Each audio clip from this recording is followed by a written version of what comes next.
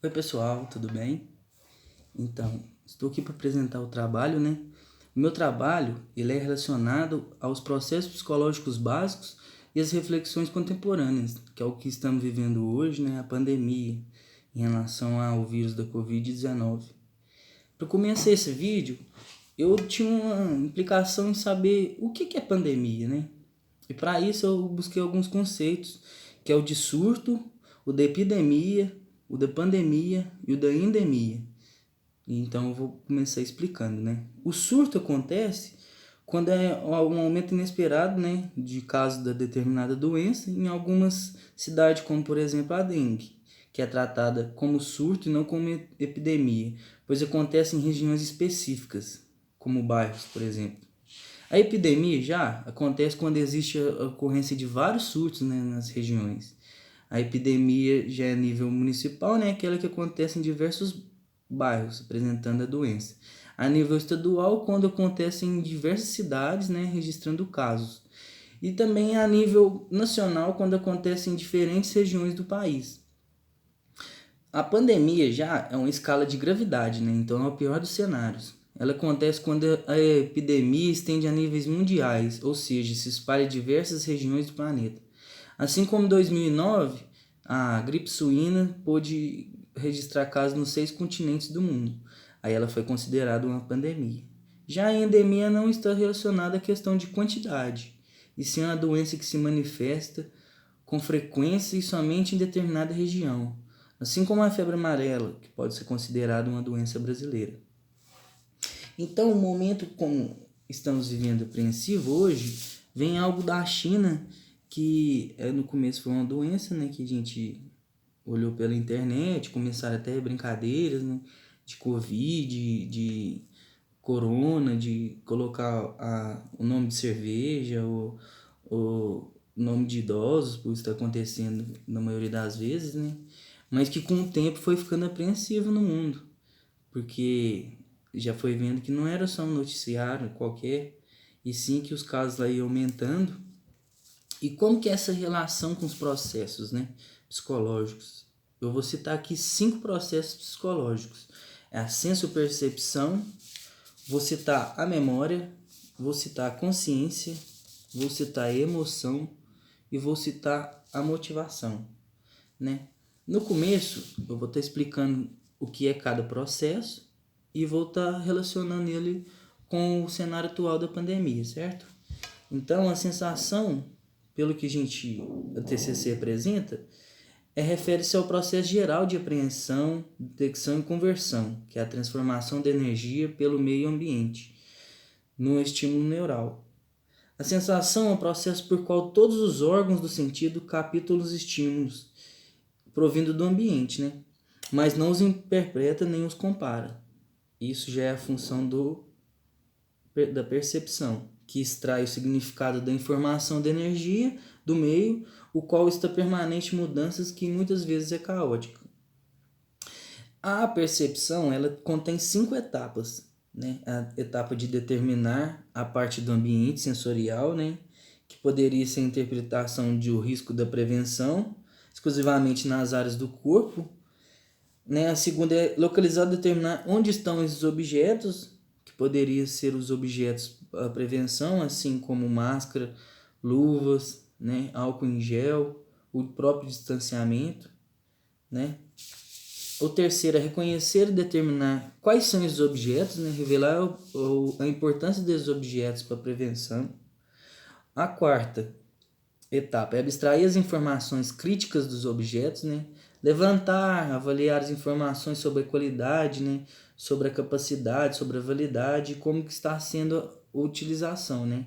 Se ela está sendo de fato importante para o combate do vírus. A quinta etapa já é manter as aparências dos objetos, mesmo que as imagens retinais mudem. Nesse último estágio, a percepção é notada uma manutenção, como é visto aquele objeto que, na opinião, através da sensopercepção, não muda ao decorrer do tempo das suas vivências. Aqui a gente pode exemplificar o uso da máscara, luvas e álcool em gel, né, para o combate da transmissão, que é o que a gente está enfrentando hoje. Então, assim, a gente pode identificar que a sensação e a percepção têm um papel transformador nesse momento, pois aos indivíduos conseguirem perceber e interpretar o que está acontecendo no mundo, fica mais fácil de iniciar as prevenções e os trabalhos feitos, né, em prol da luta ao combate do vírus. O segundo processo que iremos falar é a memória. E o que a memória está ligada? Primeiro eu gostaria de falar o que é a memória, né? O Feldman, em 2015, ele ilustra e explica que seria cientificamente o processo pelo qual codificamos, armazenamos e recuperamos informações, né? Esse processo vem no início registrar informações de um modo que possa ser usado pela codificação na recordação de algo, né?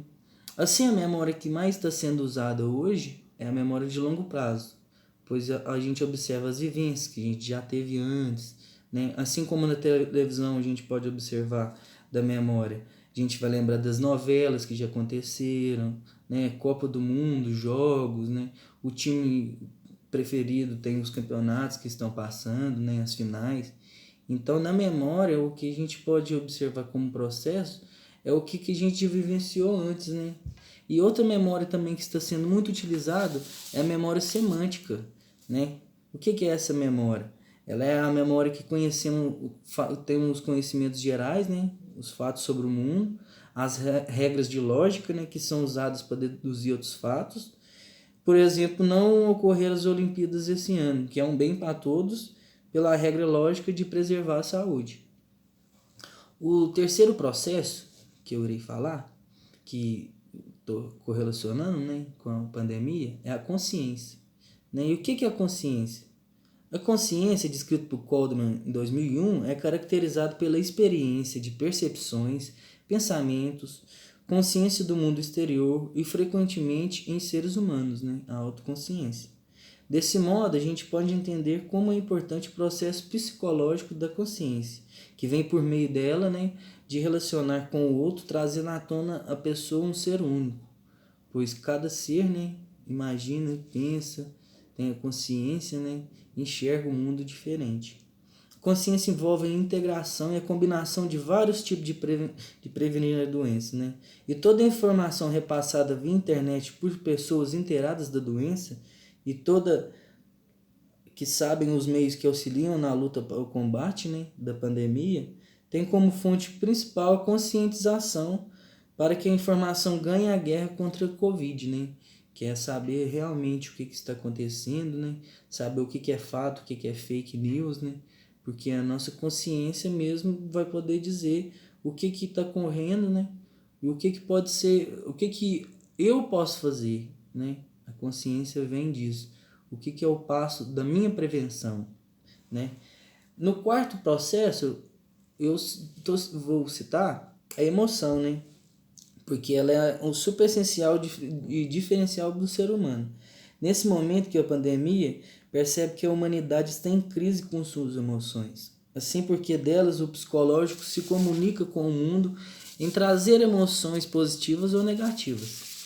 As emoções em que não podem ser expressadas ou compartilhadas com o outro corporalmente como deverias, através de um abraço, de um beijo ou apenas um aperto de mão. Essa sensação de tato é uma eminente carência do mundo hoje, sem a presença de seus entes queridos que, pela situação de risco de contágio, tiveram isolamento, como médicos, enfermeiros, idosos, entre outros. Né? A emoção, diz por Feldman, é a totalidade dos sentimentos que comumente têm elementos fisiológicos e cognitivos e que influenciam o comportamento. As emoções, então, provêm do aprendizado que nos ajudará a ter as respostas apropriadas para o futuro. Esses comportamentos podem atuar como um sinal para o observador, possibilitando que entendam que estamos permitindo, né, e prever o nosso comportamento futuro, que poderia ser hoje a nossa prevenção, né, ou futuramente o fim da doença. E seria através da emoção, pelo que a gente está sentindo, né, pela essa carência tanto afetiva, né, quanto humana, quanto de todos os meios, né, que o mundo está vivendo, é um dos maiores fatores, né, que está desencadeando às vezes doenças psicológicas, né, da saúde mental e que poderiam estar sendo mais adequadas, né? Então, no último processo, eu vou estar falando da motivação, né? O que é a motivação? A interação, né? É um processo psicológico que consigo passar juntos essa crise, né? Porque todos os sujeitos unindo não desistem de lutar. A pandemia é preciso que todos os sujeitos entendam essa motivação de estar acabando a doença, de estar indo em prol, né? De estar se prevenindo. A motivação em que a humanidade hoje precisa buscar para poder estar terminando, né? Para poder estar concluindo